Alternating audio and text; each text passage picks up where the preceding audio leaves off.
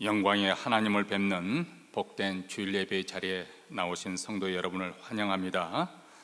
이제 사도신경으로 우리의 신앙을 고백하심으로 주일 예배 드리겠습니다.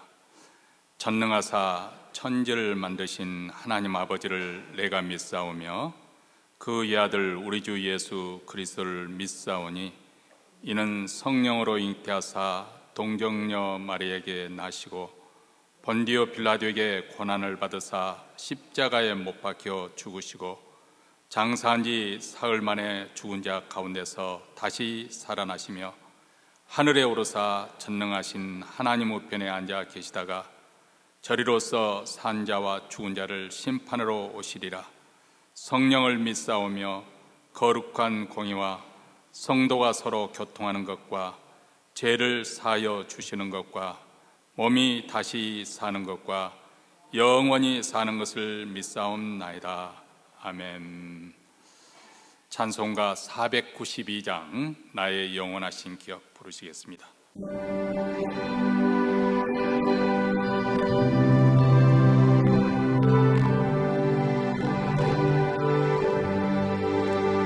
나의 영원하신 기억 생명보다 귀하다. 나의 갈 길 다가도록 나와 동행하소서. 주께로 가까이 주께로 가오니 나의 갈 길 다가도록 나와 동행하소서. 세상 후기 아닐 한가 모든 명예 버리고 험한 길을 가는 동안 나와 동행하소서. 주께로 가까이 주께로 가오니 나의 갈 길 다가도록 나와 동행하소서. 어두운 골짝 지나가며 험한 바다 건너서 천국문에 이르러 나와 동행하소서. 주께로 가까이 주께로 가오니 나의 갈 길 다가도록 나와 동행하소서.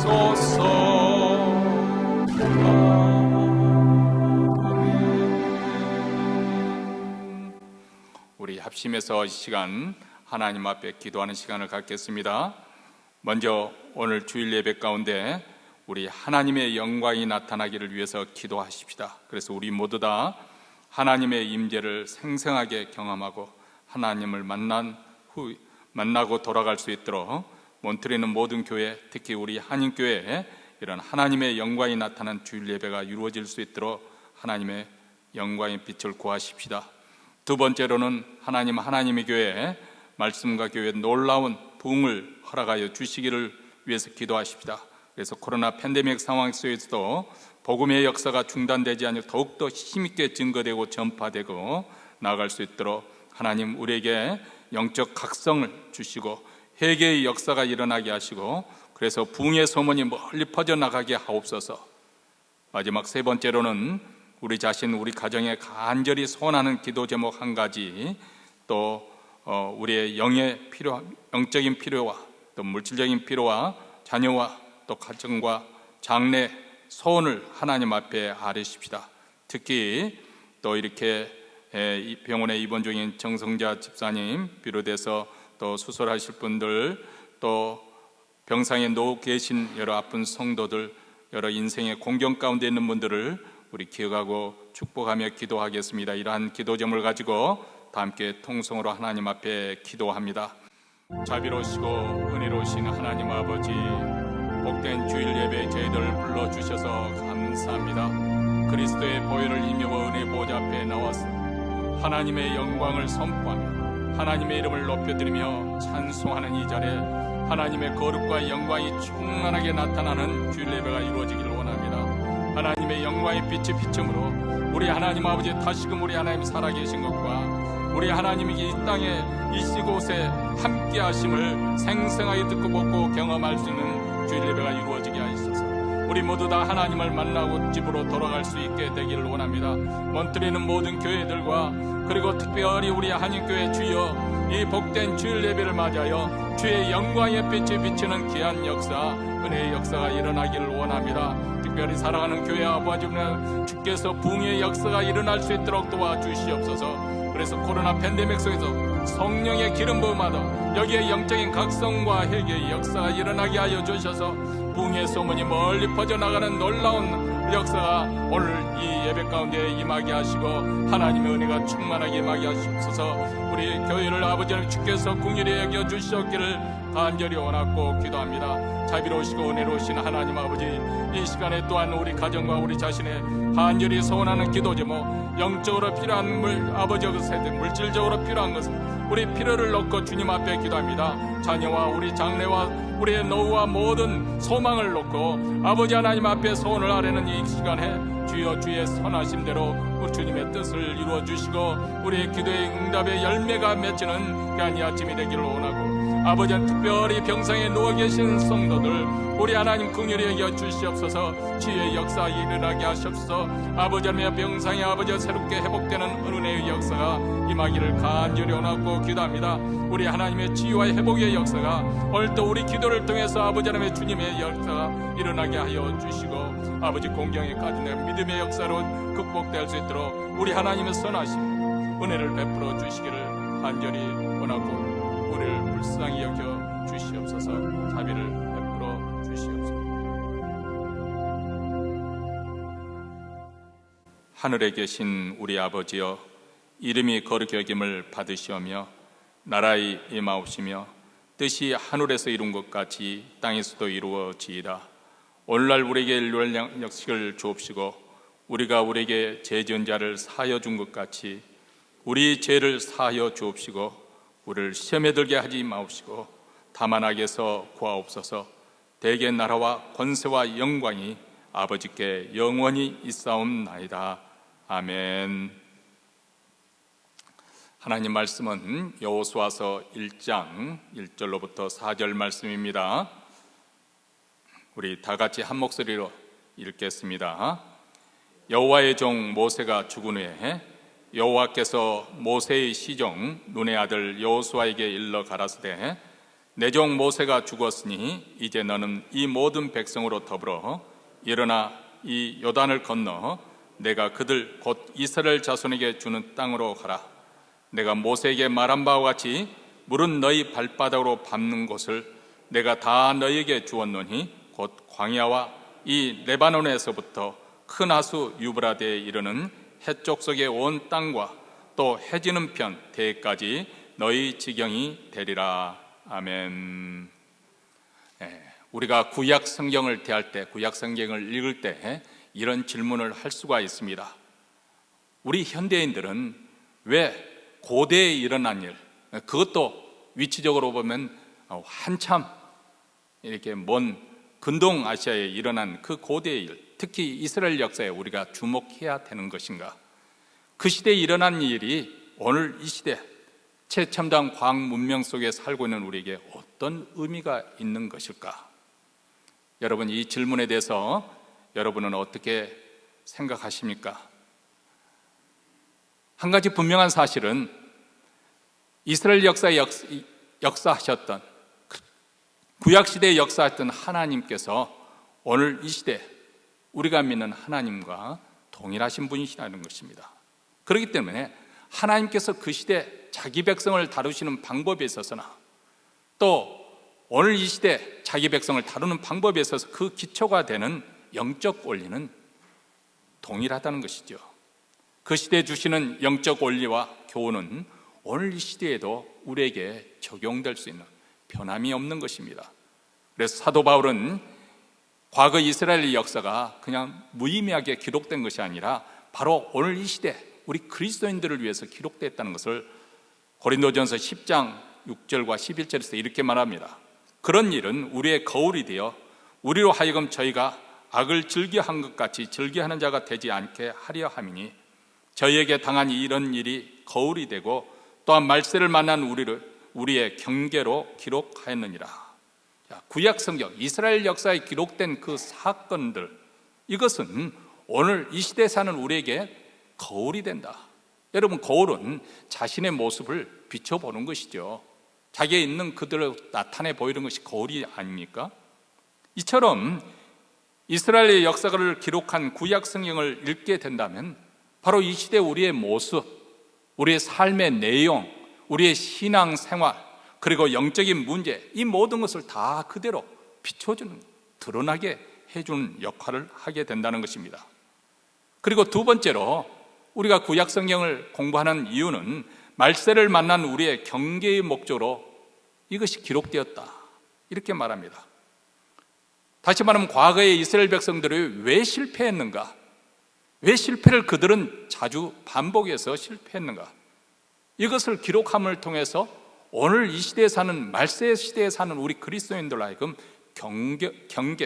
경고를 준다는 것입니다.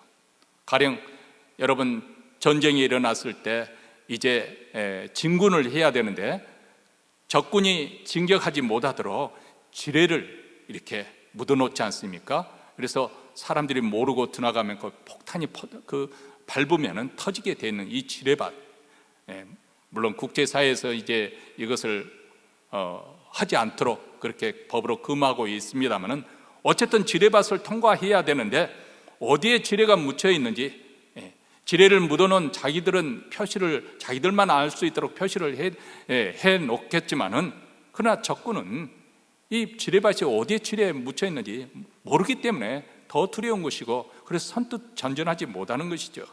그렇지만 거기에 묻혀 있다는 것을 안다면 그것을 피해서 무사히 잘 통과하게 될 것입니다.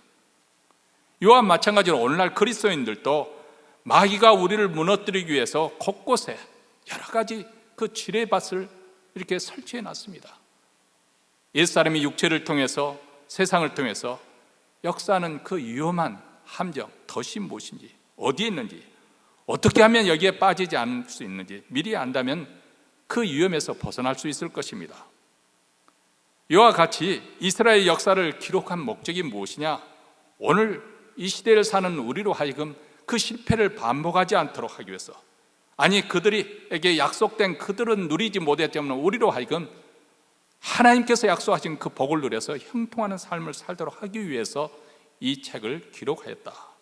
그래서 우리는 신약 성경 예수 그리스도의 복음서만 공부할 것이 아니고 구약 성경을 우리 또한 열심히 공부해야 되겠습니다. 그래서 오늘부터 우리가 여호수아서를 공부하려고 하는데요, 이 여호수아서의 주제가 무엇이냐, 이것을 한마디로 압축해서 만나면 어떻게 승리하며 우리가 전전해 갈 것인가, 어떻게 승리의 삶의 비결이 무엇인가, 이것을 여호수아에서 우리가 배울 수 있을 것 같습니다. 이스라엘 백성들이 가나안 땅을 정복해 갈 때 그들 또한 많은 장애가 있었습니다. 아니 불가능해 보이는 그런 도전들이 있었지만은 그들이 그럼에도 불구하고 승승장구할 수 있었던, 승리할 수 있었던 비결이 어디 있고, 만약 그들이 실패했다면, 패배했다면 그 패배를 어떻게 극복해 가는 것인지, 그 승리의 비결이 무엇인지, 그것을 우리도 오늘 이 시대에 사는 우리에게도 적용해서 여호수아처럼 그런 승리의 삶을 살기를 원하는 것입니다. 자, 그런데 여호수아서는 오늘 1절에서 보여주는 것처럼 모세의 죽음으로부터 시작되는 거죠. 모세의 죽음을 분명히 알리고 시작합니다. 여호와의 종 모세가 죽은 후에 여호와께서 모세의 시종 눈의 아들 여호수아에게 일러 가라사대. 여호와의 종 모세가 죽음으로, 이 말씀 한마디가 얼마나 의미심장하고 무게 있는 말인지 모릅니다. 지금 이 상황이, 모세가 죽었다는 이 상황이 여호수아와 이스라엘 백성들에게 받아들이는, 얼마나 그것이 큰 충격적으로 받아들이는, 정말 믿기가 어려운 그런 상황이 벌어지고 있다는 것을 우리로 하여금 짐작케 하는 것이죠. 왜냐하면 모세의 이름 앞에 여호와의 종, 하나님의 종이라는 수식어를 붙여놨지 않습니까? 반면에 여호수아의 이름 앞에서는 모세의 시종, 그러니까 다시 말하면 모세와 그 후계자인 여호수아를 비교를 한다면 정말 하늘과 땅처럼 그런 간격이 있는 것입니다. 모세는 이스라엘 백성들에게 마치 신과 같은 그런 신적인 존재였어요. 하나님을 섬기는 종이었지만 그 신과 같은 그런 위치, 정말 이스라엘 역사상 전무후무한 그런 위대한 일을 행했던 사람입니다. 물론 그가 행한 것은 아니죠. 하지만 그의 행동 하나, 말 한마디에 수백만 명의 이스라엘 백성들에게 지대한 영향을 미쳤습니다. 그를 통해서 수많은 이적들이 일어났습니다. 그래서 그런 그를 이스라엘 백성들은 어떻게 보면 태산처럼 든든하게 의지할 수 있는 그런 사람으로 받아들여졌던 것이죠. 그랬던 모세가 없어진다, 모세의 부재라는 것은 그들에게 있어서 상상조차 할 수가 없었던 것이죠. 우리도 그렇잖아요. 처음에는 고맙고 감사하지만은 나중에는 거듭되면은 그것을 당연하게 여기지 않습니까? 그러니까 모세의 존재가 벌써 40년 동안 함께 광야 생활을 하면서 태산같이 여기지만 당연하게 그것을 받아들여졌습니다. 사실 출애굽 역사 때 하나님께서는 자신의 존재됨을 혁혁한 유형을 통해서 보여주셨습니다. 그리고 모세는 하나님의 충성된 종으로서 잘 쓰임을 받았지요. 그런데 어느덧 이스라엘 백성들 마음속에 모세가 차지하는 그 비중이 점점 커져갔던 것입니다. 더 그를 의존하게 되었죠. 이것을 잘 보여주는 사건이 있는데 바로 이스라엘 백성의 첫 번째 우상을 섬겼던, 하나님이 가장 싫어하시고 미워하는 우상을 섬겼던 금송아지 사건이 바로 시내산 기슭에서 일어난 겁니다. 언제 그들이 금송아지를 만들어 섬겼습니까? 모세가 하나님의 율법을 받기 위해서 시내산 정산에 머물렀을 때 40일 동안 모세가 없으니까 이스라엘 백성들이 안절부절하는 거예요. 그들을 항상 그들 앞에서 출입하면서 그들의 길을 인도하던, 그들에게 지시하던 그 모세가 사라지니까 그들은 불안하고 두렵고 답답했습니다. 그래서 대신 황금 송아지, 우리를 애굽에서 인도한 여호와라 하고 그 황금 송아지 앞에 제사를 지냈습니다. 한마디로 모세의 부재가 나타내는 비극적인 사건이죠. 그만큼 모세의 존재가 이스라엘 백성들의 마음에 절대적으로 존재하고 있었던 것이죠. 그런데 결국 모세가 죽었습니다. 여기 보면 우리가 모세가 죽는 마지막 장면을 보면 그가 기력이 쇠하지 않았고 눈이 흐리지 않았다. 눈이 흐리지 않았다는 것은 총명함이 없어졌는데, 그가 100살이 훨씬 넘었지만은 그럼에도 불구하고 기운이 약해지지 않았다겠어요. 다시 말하면 모세가 병들어 죽거나 아니면 기력이 다 수명이 다해서 죽은 것이 아니고 다른 특별한 하나님께서 그를 데려가심으로 세상을 떠난 것으로 그렇게 기록하고 있습니다. 여기에 깊은 뜻이 있습니다. 물론 성경학자들은 모세를 가나안 땅에 들어가지 못하게 하시려고 이렇게 거둬가시는 그 여러 가지 이유에 대해서 말씀하고 있지만은 다른 시간에 기회가 있으면 말씀을 드리려고 합니다. 근데 어쨌든 한 가지 분명한 사실은 이스라엘 백성들에게 그가 신처럼 그렇게 그들을 이끌어 갔지만은 그는 결코 신이 아니었다는 거예요.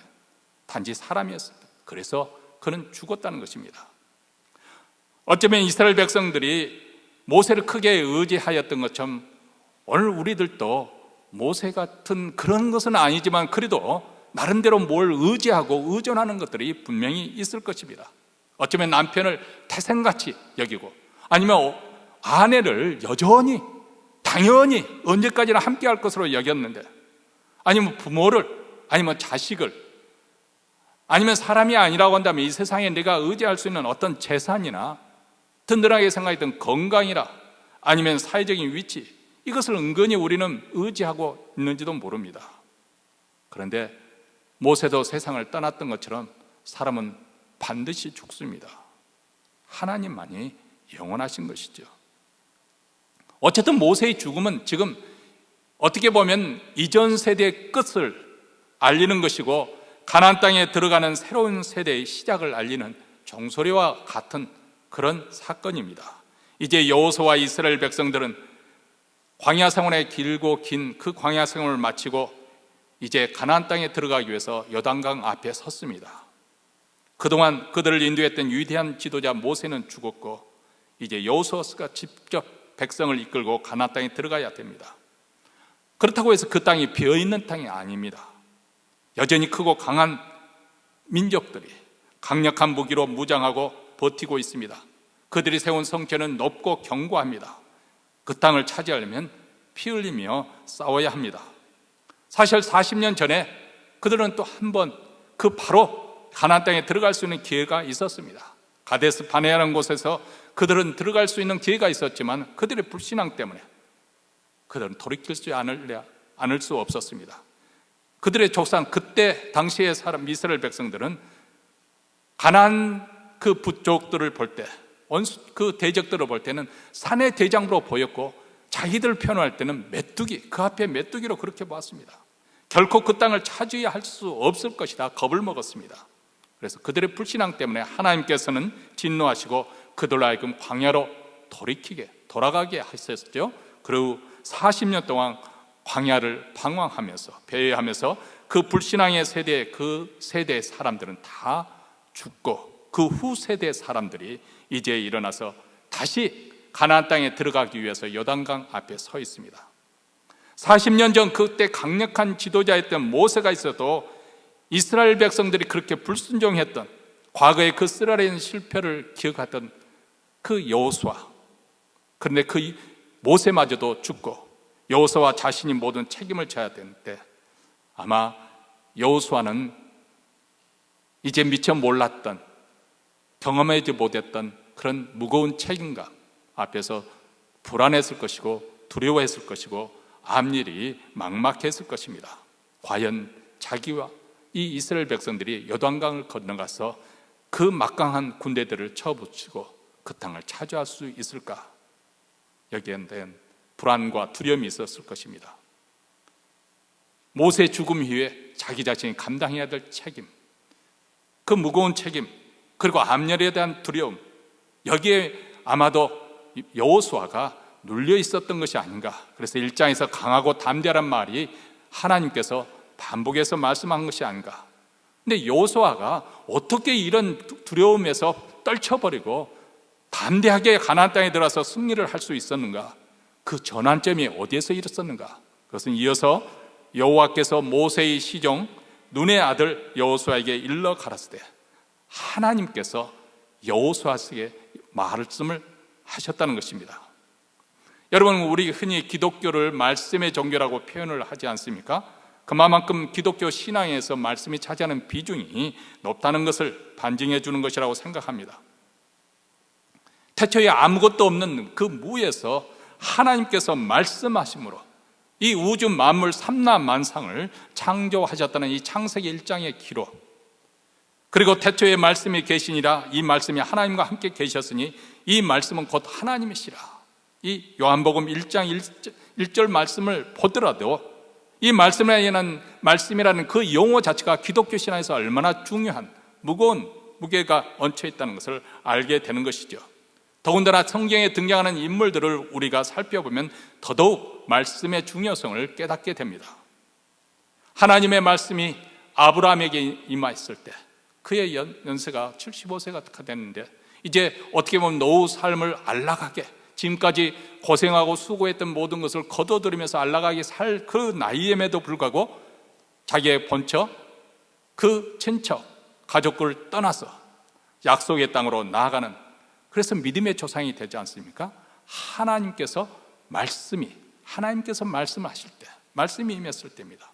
하나님의 말씀이 모세에게 임했을 때 시내산에서 가시덤불에 타는 그 꺼지지 않는 불을 하나님께서 임했을 때 모세는 애굽왕 바로에 나가서 이스라엘 백성들을 이끌어내는 지도자가 되었습니다. 신약 성경에 보면 성교의 문이 막혔던 사도 바울이 환상을 보았습니다. 그 환상 가운데 마게도니아로 건너와서 우리를 도우라는 이 음성을 듣고 유럽으로 건너가서 세상을 뒤엎는 그런 유럽 선교 역사의 물꼬를 텄습니다. 그리고 요한계시록은 사도 요한은 밤모섬으로 유배 갔는데, 그래서 그 가운데서 환상 가운데 주님의 음성을 듣고 요한계시록을 기록했습니다. 다시 말하면 우리 신앙생활 속에서 하나님의 말씀을 떼어놓고 생각할 수가 없는 것이고, 그리고 우리의 신앙의 전환점이 어떻게 일어나는가? 하나님의 말씀이 우리에게 임할 때입니다. 하나님 없이 살던 사람도 어느 날 하나님의 말씀이 임하면, 하나님의 음성을 듣게 되면 그들의 삶에 마음이 변화되고 그들의 삶이 변화되고 그들의 인생이 바뀌게 되는 거죠. 새로운 출발이 이루어지게 됩니다. 어려운 문제로, 어려운 그 힘든 상황 속에서 낙심과 절망 가운데 있다 할지라도 정말 말씀 한마디, 그 한마디가 들려질 때 시련과 환난 속에서 하나님의 말씀을 붙들고 일어날 수가 있는 것이죠. 그 말씀이 일어나므로 그 인생을 바꾸고 그 삶의 내용을 바꾸는 전환점이 이루어지는 거예요. 그 사람이 새로운 사명을 깨닫게 됩니다. 사실 어떻게 보면 우리가 열정이 사그라들고 삶에 어떤 권태감이 생기는 이유가, 가장 큰 이유는 무엇일까요? 하나님 말씀이 들려지지 않으니까, 내가 무엇을 위해서 살아야 될지, 그리고 왜 살아야 되는지 사명감이 소멸이 되어지니까, 그 소명이 의식이 없으니까 삶이 나태해지고 또 삶이 권태롭고 재미가 없게 되는 것이죠. 여러분, 하나님의 말씀이 들리게 되면 내가 아무리 불우한 환경에 놓였다 할때라도 그것을 바라보는 관점과 그것을 바라보는 해석, 그것을 해석해내는 능력, 이 믿음으로 해석하고 믿음으로 바라보는 이것이 생겨야만이 거기서 돌파할 수 있는 힘을 얻게 되는 거 아니겠습니까? 그런데 오늘날 신앙인에게서 가장 큰 비극이 있다고 한다면 그것은 돈이 없어서가 문제가 아니라 하나님의 말씀이 더 이상 들려지지 않을 때, 아니 어떻게 보면 오늘 현실에는 하나님의 말씀이 희귀한 시대는 아닙니다. 한마디로 말씀의 홍수 시대에 우리는 살고 있습니다. 방송에서는 유명한 목사님들이 매일 몇 시간마다 설교를 쏟아내고 있지 않습니까? 우리가 원하기만 한다면 얼마든지 인터넷을 통해서 설교를 접할 수가 있습니다. 이렇게 말씀의 홍수 속에서 우리가 살고 있는데 과연 우리는 하나님의 음성을 듣고 있는 것인지, 우리 귀에 하나님의 음성이 들려지는 것인지, 혹시라도 그것을 놓치고 살고 있는 것은 아닌 것인지. 여러분, 들리는 양은 처음부터 길을 잃은 것이 아닙니다. 신앙생활을 하다가 어느 시점부터 길 잃은 양이 되는 것이죠. 왜 길 잃은 양이 되었을까요? 목자가 양떼를 몰고 갑니다. 그래서 푸른 초원에 펼쳐진 그곳에 양을 풀어놓죠. 그러면 양들은 다 흩어져서 다 풀을 뜯어 넣습니다. 근데 양들이 먹는 것에 너무 정신이 팔려서 목자가 보기에는 위태한 곳으로 나아가면 목자는 지팡이를 탕탕 구르면서 양에게 경고를 줍니다. 너무 멀리 가지 말라. 그러면 양이 멀리 가지 않습니다.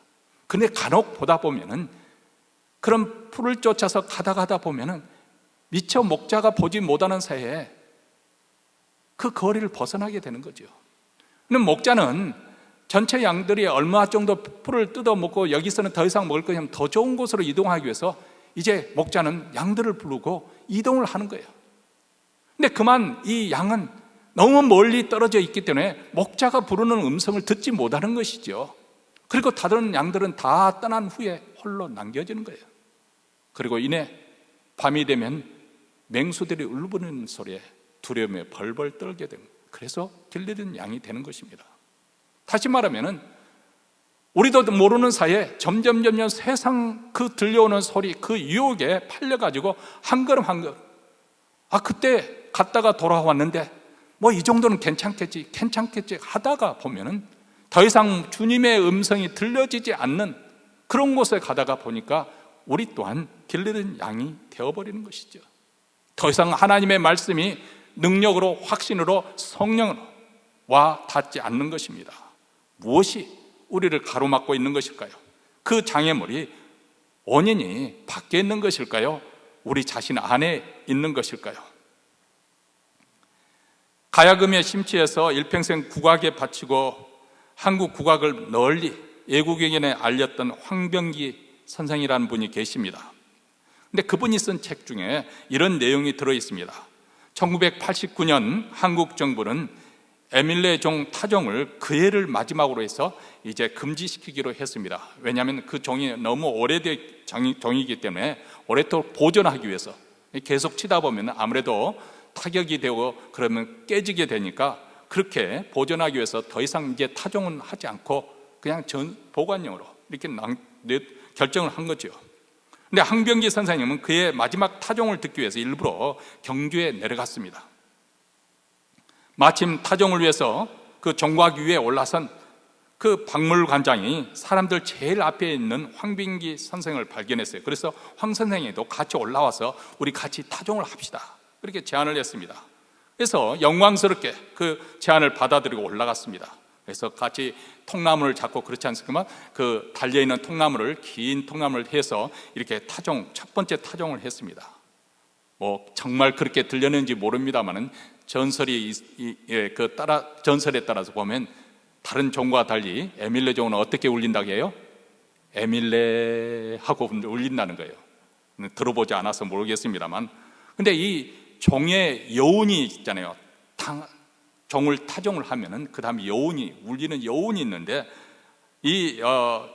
그 여운이 세상에서 가장 여운이 긴 종으로 이 에밀레 종이 알려져 있지 않습니까? 근데 이 타종을 33번 하게 되는데 이제 한 번, 두 번, 세 번 같이 타종을 했어요. 근데 여운이 기니까 한 번 할 때마다 그 간격이 길어질 수밖에 없지 않습니까? 그냥 황병기 선생님이 그냥 내려왔어요. 왜냐하면 종소리를 들으려고 그곳에 가는데 한 번 칠 때마다 사람들이 워낙 환성을 지르고 막 소리를 열광적으로 환호성을 내니까 막상 그 가장 가까운 곳에 있었지만 그 종소리를 들을 수가 없는 것이죠. 자신은 종을 치러 간 것이 아니고 종소리를 들으러 간 것인데 관중들의 환호성 때문에 소리를 들을 수 없었습니다. 그러니까 더 이상 거기에 머물 이유가 없으니까 내려왔습니다. 그러자 한 분이 그분을 붙잡고 물었습니다. 왜 내려오세요? 그러니까 설명을 했습니다. 나는 종소리를 듣기 위해 왔는데 사람들 환성 때문에 들을 수 없으니까 이제 그냥 가려고 합니다. 그러니까 교수님, 맞은편에는 반월상 언덕으로 올라가십시오. 그러면 들립니다. 이 황병기 선생은 반신반의에 있습니다. 아니 바로 옆에서도 들을 수가 없는데 이 관중들, 청중들의 그 소리에 환호성에 들을까 말까 하는 그런 상황인데 어쨌든 그 멀리 가면은 더 안 들을 거 아닌가. 그래도 반신반의해서 그 언덕에 올라갔더니 놀랍게도 인간의 그 함성을 뚫고서 그 에밀레 종소리가 자기 고막을 때리는 경험을 했다. 저는 그 에피소드를 이렇게 읽으면서 어떤 생각을 했냐면 정말 세상에 온갖 들리는 소리, 함성, 그 끓어오르는 온갖 욕망의, 우리 안에서 오르는 그 욕망의 소리, 이런 것들이 난무할 때, 여러분 우리가 기도를 이렇게 할 때 엎드리면 처음에는 온갖 잡념들이 우리로 하여금 기도에 집중할 수 못하도록 방해를 하지 않습니까? 이런 와중 속에서 어떻게 주님의 음성을 들을 수 있을까? 우리 주님은 진리이십니다. 진리의 영이 되십니다. 진리는 결코 인간의 소리, 세속의 소리에서 들리지 않습니다. 그러나 내가 입을 열었던 그 입을 다물고 내 욕망의 소리를 내려놓을 때, 그리고 세상에 들려오는 그 소리를 귀를 막을 때 비로소 그분은 우리에게 말씀을 하십니다. 여러분, 하나님께서 엘리야에게 나타나셨습니다. 산이 터지고 땅이 흔들리는 지진, 그 지진 속에서 여호와 하나님은 말씀하지 않았습니다. 타는 불 속에 하나님께서 말씀하지 않았습니다. 그리고 바위가 터져나가는 그런 바람 속에서 말씀하지 않았습니다. 그렇게 말씀하시면 누가 못 듣겠습니까?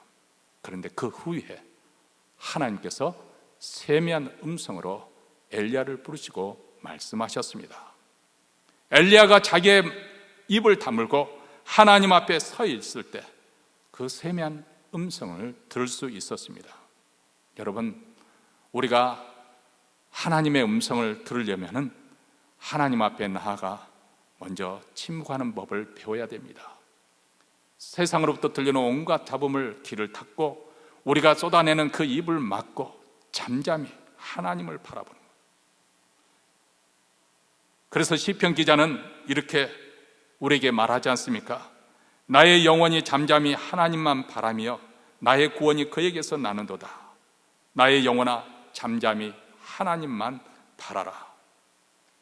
잠잠히 내 안에 있는 그런 모든 욕망, 세상으로 들던 모든 소음, 그것을 단절하고 그것을 내려놓고 잠잠히 하나님만 바라볼 때 하나님의 말씀이 임하게 되고 우리의 삶이 변화되고 우리가 사명을 새롭게 깨닫게 되고 그래서 우리의 삶에 새로운 활력을 가지고 살아갈 수가 있게 됩니다.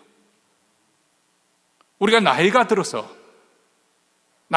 기력이 죽게 되고 열정이 줄어든 그것이 문제가 아니라 육체적으로는 날로 새해지만 우리의 속사람은 날로 새로워지는 그 비결이 어디 있는 것인가? 바로 하나님의 말씀을 우리가 들을 때입니다. 히브리서 4장 12절과 13절에서 하나님의 말씀은 살았고 운동력이 있어서 좌우의 날선 어떤 것보다 예리하여 우리의 혼과 영과 및 관절과 골수를 찔러 쪼개기까지 하며 또 마음의 생각과 뜻을 감찰하니 지으신 것이 하나라도 그 앞에서 나타나지 않음이 없고 오직 만물이 우리를 상관하시는 자의 눈앞에 벌거벗은 것 같이 드러나느니라. 여러분, 살아 역사하시는 하나님의 말씀이 임할 때 홍해가 갈라지고 넘실대던 요단강 강물이 끊어지고 경관 여러 고성이 와르르 하고 무너졌습니다. 이와 마찬가지로 하나님의 말씀이 임하면 사단이 아무리 견고하게 진을 치고 우리를 대적한다 할지라도 그 권세가 무너집니다. 우리 가정에 견고하게 진을 치고 끊임없이 문제를 일으키는 그런 악한 영들의 역사도 다 박살이 나는 것이죠. 하나님 말씀이 임할 때 우리 삶의 전환점이 이루어지고 우리는 비로소 하나님께서 약속하신 그 약속의 땅에 들어가게 되는 줄 믿습니다. 그렇다면 하나님께서 여호수아에게 무엇을 말씀하셨는가? 2절과 3절입니다. 우리 같이 읽겠습니다. 내 종 모세가 죽었으니 이제 너는 이 모든 백성으로 더불어 일어나 이 요단을 건너 내가 그들 곧 이스라엘 자손에게 주는 땅으로 가라. 내가 모세에게 말한 바와 같이 물은 너희 발바닥으로 밟는 곳을 내가 다 너희에게 주었노라. 자, 여기서 보면 하나님께서 그 약속의 땅을 가리켜서 뭐라고 표현하고 있냐면 내가 그들 곧 이 이스라엘 자손에게 주는 땅 내가 다 너희에게 주었노라. 이 두 번 반복해서 말씀하고 있습니다. 그 땅은 하나님께서 아브라함에게 약속하셨던 땅이고 그 후선 이스라엘 백성들에게 약속해서 주시는 땅이라고 표현하고 있습니다. 자, 이 말씀을 우리가 그냥 소홀히 그냥 쉽게 넘어갈 것이 아니고 이것이 의미하는 것이 무엇인가 한번 생각해 봐야 됩니다. 다시 말하면 이스라엘 백성들이 무력으로 이것을 쟁취해야 될 그런 땅이 아니라 하나님께서 약속으로 주신 땅이라는 것입니다. 믿음으로 받아야 된다는 것입니다. 이것이 의미하는 것이 무엇일까요? 40년 전에 이스라엘 백성들이 가나안 땅에 들어갈 수 있는 기회가 있었습니다. 그 가네스 바네아에서 그들은 하나님이 우리에게 주신 약속의 땅이라고 믿지 않았습니다. 불신앙이지요. 그들은 자기의 능력으로 빼앗아야 할 땅으로 생각했습니다. 그래서 빼앗아야 할 땅이니까 내가 싸워서 쟁취해야 될 땅이라고 생각하니까 내가 가진 힘, 능력이 무엇인가? 내가 가진 무장, 내가 무엇으로 무장해? 이것을 계산하고 적권을 계산해 보니까 이게 답이 없는 것이죠. 승산이 보이지 않는 거예요. 그래서 조금 전에 말씀드린 저들은 산의 대장부 같고 우리는 메뚜기 같다. 저들의 성은 쌓아놓은 세워놓은 성체는 하늘에 닿기 높고 견고해서 우리가 무너뜨릴 수가 없다. 도저히 이길 수 없을 거라고 생각했고 그래서 두려움이 엄습했고 그들은 불신앙 때문에 거기서 돌아서야 했습니다. 자, 이제 또다시 여호수아와 그 이스라엘 백성들은 가나안 땅에 들어갈 수 있는 그 기회가 다시 왔습니다. 그런데 하나님께서 여호수아에게 분명하게 말씀하십니다. 그 땅은 너희의 힘으로 빼앗을 땅이 아니라 내가 너희에게 주는 땅이다. 이것을 믿으라는 것이에요. 물론 그렇다고 해서 그 땅이 텅 비어 있어서 그냥 들어가기만 하면 된다, 그 말씀을 하는 것은 아닙니다. 이미 그 땅을 차지하고는 그 부족민들이, 원주민들이 있었습니다. 그것도 약한 부족들이 아니고 아주 강성한 사람들입니다. 그들과 싸워야 되고 그들을 물리쳐야 되는 것은 여전히 이스라엘 백성들에게 주어진 몫입니다. 그래서 두려운 일이죠. 그런데 하나님께서 여호수아에게 계속해서 약속의 말씀을 5절에도 하십니다. 너의 평생에 너를 당할 자가 없으리니 내가 모세와 함께 있던 것 같이 너와 함께 있을 것입니다. 내가 너를 떠나지 아니하며 버리지 아니하리라. 자, 모세의 시종 여호수아는 누구보다도 하나님께서 모세를 통해서 어떻게 큰 일을 행하셨는지 잘 알고 있습니다. 모세가 하나님의 부르심을 받고 바로 앞에 설 때 바로가 코웃음을 쳤습니다. 비웃음을 했습니다. 도대체 여호와 하나님 누구간데 내가 이스라엘 히브리 사람들을 내보내겠느냐? 하나님께서는 내 백성을 보내라 그렇게 말씀하셨고 모세는 그것을 전했지만 바로는 그것을 코웃음 쳤습니다. 그때 모세는 아무런 힘이 없었습니다. 리더십도 없었습니다. 이스라엘 백성들도 어려우면 모세를 원망하고 불평을 했습니다. 그런데 하나님께서 모세와 함께 하셨고 놀라운 능력으로 역사하기 시작했습니다. 그래서 바로와 애굽에 10가지 재앙을 차례차례 내리셔서 치셨습니다. 결국은 모세가 바로가 손을 들고 항복하지 않을 수가 없었어요. 왜냐하면 애굽이 폭삭 망했기 때문에. 그래서 바로가 한밤중에 모세를 불러서 너희 민족을 데리고 어서 속히 나가라. 너무 급하게 나가고 애굽 사람들도 히브리 사람들을 빨리 내보내야겠다 해서 금은 보석을 주면서까지 그들을 빨리 내보내게 했고 이스라엘 백성들은 미처 발효되지 못한 떡반죽을 짊어지고 그리고 애굽을 떠났습니다. 그리고 난 다음 하나님께서 다시금 또 한 번 도전을 주시죠. 이스라엘 백성들을 홍해 앞으로 이끌어갑니다. 그리고 다시금 바로의 마음을 강팍케 해서 그로 하여금 군대를 이끌고 이스라엘을 추격하게 합니다. 다시 한번 하나님의 존재됨을 보여주시기 위해서 바로에게 여호와를 알지 못한다는 그 말에 다시금 하나님 누구인가, 그리고 아직도 여전히 불신앙 가운데서 있는 이스라엘 백성들에게 믿음을 심어주기 위해서 앞에는 홍해고 뒤에는 바로의 군대가 추격해 옵니다. 여기에 다른 방법, 살 수 있는 길이 있을까요? 그때 하나님께서는 하나님의 말씀대로 순종해서 지팡이대로 홍해를 향해서 내밀었고 하나님께서는 밤새도록 동풍을 달리게 해서 그 홍해를 갈라놨습니다. 물로서 양벽을 만들고 땅은 뻘밭이 아니고 마른 땅같이 만들어서 이스라엘 백성들은 통과되었지만은 애국 군대는 그 뒤를 급하게 추격하다가 그만 물이 합쳐지니까 수장되고 말았습니다. 이 일 후에 모세는 이스라엘 백성들의 지도자로 우뚝 설 수 있었던 것이죠. 그렇게 하나님께서 모세와 함께 하셨던 것을, 그것을 누구보다도 잘 알고 있는 여호수아에게 하나님께서 내가 모세와 함께 한 것처럼 이제 내가 너와 함께 할 것이다, 너를 결코 떠나지 않을 것이다 약속하십니다. 여러분, 우리에게 중요한 것이 바로 이것이 아니겠습니까?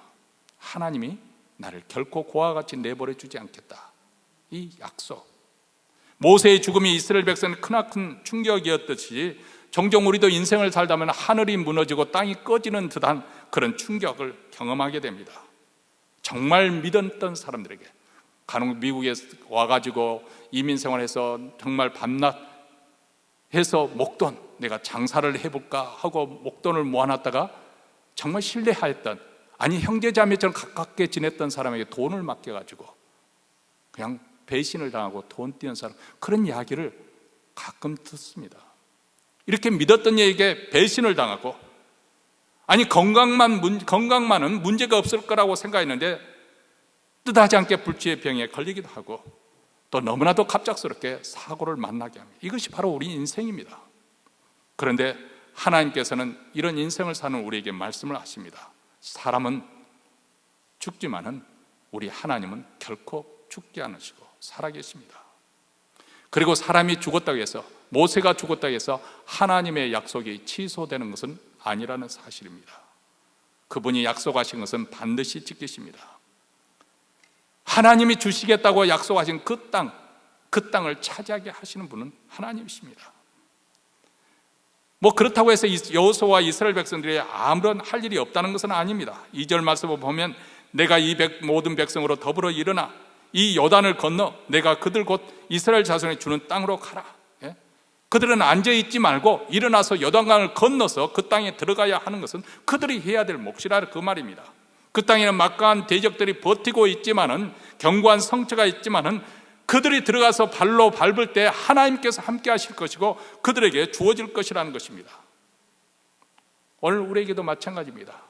우리에게도 2022년 살아가는 데서 하루하루 우리는 살아내야 되는 거예요. 그냥 염려가 되고 두려워서 뒤로 물러만 있는 것이 아니고 믿음으로 우리는 그것을 취해야 됩니다. 하나님께서 약속했던 그 말씀을 믿고 그것을 살아내는 거예요. 우리 주님께서도 우리에게 말씀하시지 않았습니까? 나더러 주여 주여 하는 자마다 천국에 다 들어갈 것이 아니요 다만 하늘에 계신 내 아버지의 뜻대로 행하는 자라야 들어가리라, 이 말씀을 하셨지 않습니까? 내가 우리 주님의 말씀을 드려야 되는 것이고, 내가 기도해야 되는 것이고, 내가 그 말씀에 순종해서 하나님의 뜻, 아버지의 뜻대로 행해야 되는 것은 바로 나입니다. 여러분, 2022년 한 해, 우리에게 주어진 한 해 어떻게 우리가 살아낼 것인가? 하나님의 말씀이 임했을 때 그 말씀을 의지해서 우리가 담대하게 행동에 옮기는 그런 삶을 살아야 됩니다. 예수께서 말씀하시길 양은 목자의 음성을 안다, 이렇게 말씀하십니다. 요한복음 10장 4절과 5절 말씀입니다. 자기 양을 다 내어놓은 후에 앞서가면 양들이 그의 음성을 아는 거로 따라오되 타인의 음성은 알지 못하는 거로 타인을 따르지 아니하고 도리어 도망하느니라. 양이 목자의 음성을 듣고 따라가듯이, 그리고 인도함을 받듯이 나는 하나님의 음성을 쫓아서 하나님의 말씀을 쫓아 사는 그런 인생을 살고 있습니까? 여러분, 우리가 살고 있는 이 세상에 대해서 여러분은 어떻게 판단하시고 평가하십니까? 물론 자본주의 시대에 우리가 살고 있기 때문에 돈만 있으면 세상 모든 것이 다 괜찮다고 생각하십니까? 그런데 성경은 다르게 우리에게 말씀하고 있습니다. 이 세상은 영적으로 흑암 속에 있다, 빛이 없는 흑암 속에 있다, 그렇게 말합니다. 악하다고 말합니다. 이 흑암 속에는 캄캄한 밤에 필요한 것은 빛이 필요합니다. 그런데 이 영적인 빛은 어디서부터 오는 것일까요? 바로 진리의 말씀, 우리 주님으로부터 오는 것입니다. 하나님의 말씀이 내 발의 등불이요 내 길의 빛이라고 시편 기자는 말씀하지 않습니까? 사랑하는 성도 여러분, 우리에게 하나님께서는 약속의 땅을 주셨습니다. 그것은 어떻게 보면 우리가 이 땅에서도 누릴 수 있는, 우 땅에서도 들어가서 즐길 수 있는 그런 땅입니다. 그것은 바로 그리스도 안에서 얻어지는 안식의 땅입니다. 바로 그리스도께서 통치하시고 그리스도로 말미암아서 하나님의 그 은총을 입는, 은택을 입는 땅이죠. 거기는 의와 평강과 희락이 충만한 바로 은혜의 왕국입니다. 이 은혜의 왕국에 우리가 살고 있지만은 이것이 충만하게 우리가 우리가 획득하려면, 우리 것이 되게 하려면 여기에도 영적인 전투가 있다는 것을 우리는 기억하셔야 됩니다. 사단은 우리를 가만히 내버려 두지 않을 것입니다. 우리라면 어떻게든 그 목자의 음성을 듣지 못하도록, 기르는 양이 되도록 우리를 떼어가려고 할 것입니다. 방해할 것입니다. 바로 세상은 찰거머리처럼 딱 달라붙어서 계속 우리를 유혹하게 할 것이고, 또 우리 안에는 옛 사람은 죄의 충동들을 계속하게 될 것입니다. 이런 상황에서도 우리가 어떻게 승리할 수 있을까요? 무엇이 우리로 하여금 이 모든 유혹과 이런 도전과 대적에서 이기게 하는 것일까요? 바로 하나님의 말씀입니다. 하나님의 말씀이 우리에게 임하는 것이죠. 그러려면 우리가 하나님의 음성을 놓치지 않기 위해서 포기하지 않고 끈질기게 우리는 기다려야 됩니다. 잠잠히 하나님을 바라보면서 여호수아에게 하나님 말씀이 임했던 것처럼 내게도 하나님께서 말씀하여 주시옵소서. 물론 말씀은 많이 들려옵니다마는 내게 주시는 그 말씀, 그것을 소원해야 됩니다. 그래서 우리는 성경을 펴서 읽어야 될 것이고, 말씀을 또 듣기를 또 힘써야 될 것이고, 또 말씀을 들을 수 있는 그런 은혜의 자리를 찾아서 우리는 들어가야 할 것입니다. 말씀을 소중히 여기는 것이죠. 그리고 그 말씀 따라서 기도하는 것입니다. 우리 하나님께서 말씀으로 불현듯 임하시고, 그래서 우리 영혼을 다시금 일깨워 주시고, 우리를 하여금 소명감을 깨우쳐 주시고, 내가 살아야 될 그 이유, 목적을, 사명을 다시 고치시켜 주시고, 그래서 우리로 하여금 비록 나이가 들었을지는 모르지만은 우리로 하여금 남은 여생 정말 하나님 나라를 위해서 열정을 가지고 그렇게 살 수 있는 그런 한 해가 되기를 주의 이름으로 축원합니다. 우리 마지막 찬양으로 이 믿음 더욱 굳세라, 한번 가사의 의미를 생각하시면서 함께 부르시도록 하겠습니다.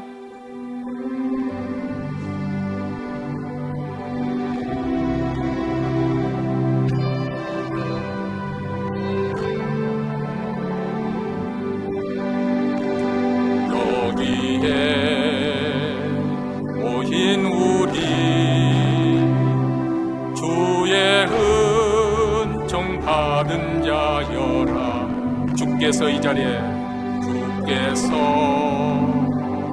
이 자리에 함께 계심을 아노라. 언제나 주님만을 찬양하며 따라가리니 시험을 당할 때도 함께 계심을 믿노라. 이 믿음 더욱 굳세라.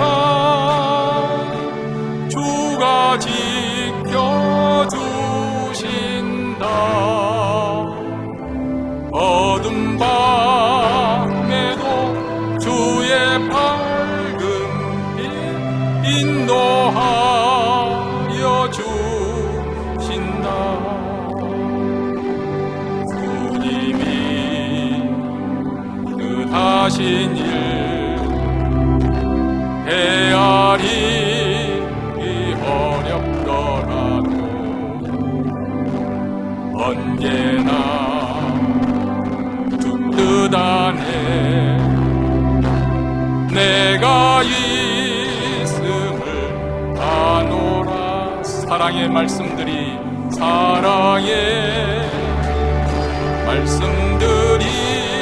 나를 더욱 새롭게 하니 나를 더 새롭게 하니 때로는 넘어져도 때로는 넘어져도 최후 승리를 믿노라.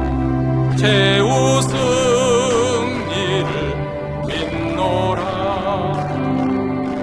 이 믿음 더욱 굳세라. 주가 지켜주신다. 어둠 밤에도 주의 밝은 빛 인도하여 주신다. 여기에 모인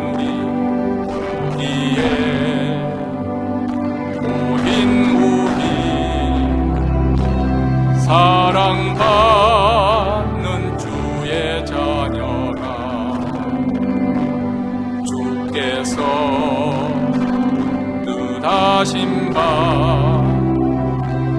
우릴 통해 펼치신다.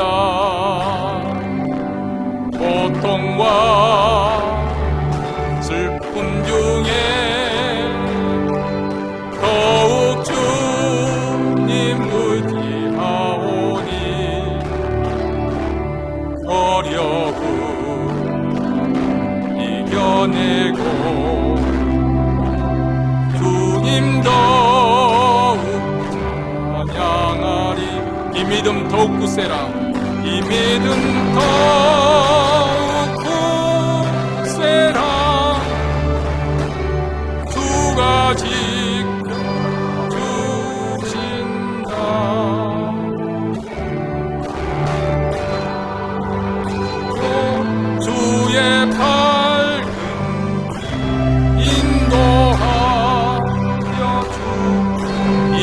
더욱 굳세라.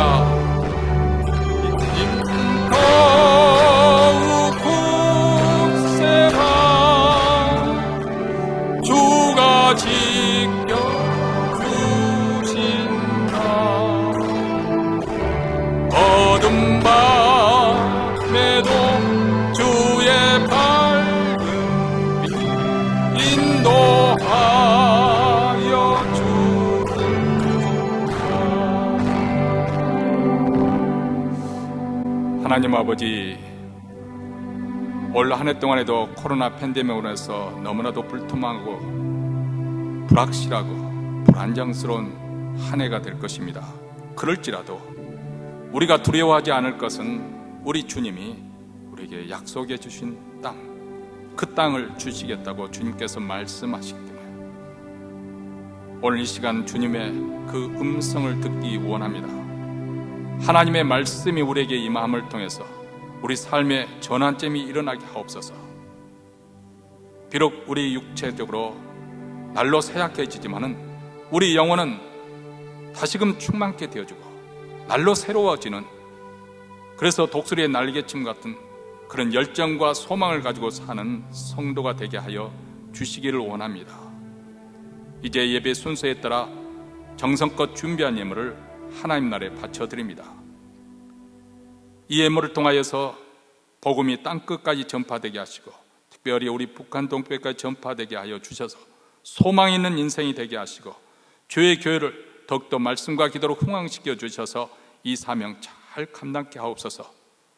오늘 또 예배에 나온 사랑하는 성도들, 말씀을 들으며 또 예물을 바치는 성도들에게 주님 그 영혼의 불을 밝혀 주셔서 그 진리빛으로 인도함을 받는 한 해가 되게 하시고 또 그 자손들이 번성하며 그들의 기업에서도 형통하는 한 해가 되게 하여 주시옵소서. 이제는 우리 구주 예수 그리스도의 은혜와 하나님 아버지의 무한하신 사랑과 성령의 교통하심이 주의 말씀을 붙들고 담대히 믿음으로 전진하기를 원하는 사랑하는 주의 백성들, 그 가정과 기업 위에 그리고 교회 위에 영원토록 함께 있을지어다. 아멘.